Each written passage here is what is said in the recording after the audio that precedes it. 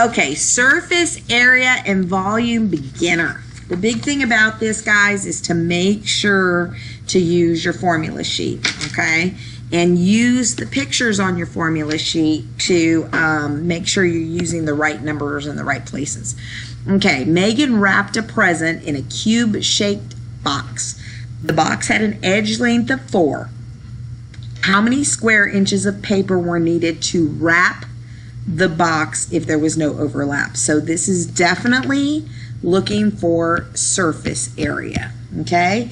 And the surface area of a rectangular prism is what you would use. In that formula, I'm going to go ahead and type directly into my calculator 2LW plus 2LH plus 2WH.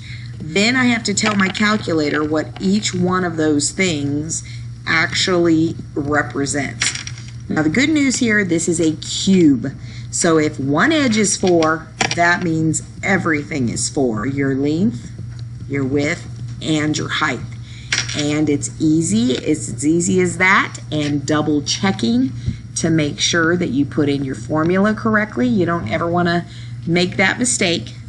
And then it would be inches squared. So that would be 96 inches squared. Again, just make sure you're looking carefully at your formula sheet. Look at the pictures on your formula sheet so that you'll recognize where all the pieces go. Let's try the next one. All right, this one is a cone. It has a slant height of 6 and a radius of 4.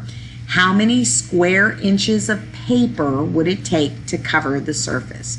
So again, if we're trying to cover the surface, we're looking for surface area. Remember that volume is how much something can hold.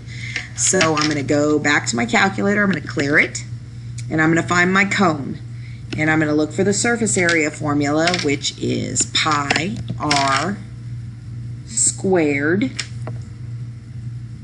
plus pi RL, and I've typed that in. Be careful, because I've noticed today, just watching different students, that people are accidentally typing the letter N, like Nancy, instead of pi, so just be super careful about that. First thing I'm going to do is put in R equals and L equals. My radius is halfway across that circle from the center out, so that would be 4. And my L is the slant height. If you look at the picture, it'll show you exactly where it is.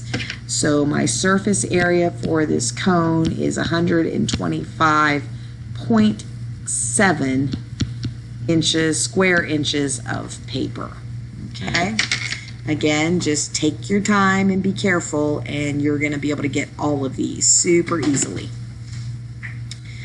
All right, the next one we're just going to talk about. It says if the width of a rectangular prism is multiplied by a scale factor of 3. So we're talking about only the width being multiplied by a scale factor of 3. Which of the following would be true? The volume would increase by 3 units. That's not going to happen. The volume would be 9 times as large. That is not going to happen.